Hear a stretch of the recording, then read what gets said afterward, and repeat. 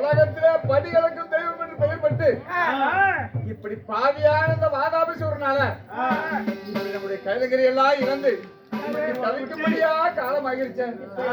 செய்வதே நீங்க தான் இதுக்கு பதில் சொல்லணும்.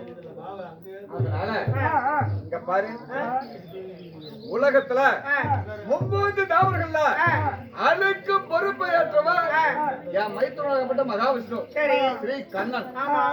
அவர் எடுத்து இந்த விஷயத்தை சொன்னா இதுக்கு வேண்டிய ஏற்பாடு அவர் தான் செய்வாரு. புறப்படுமா? போலாம்.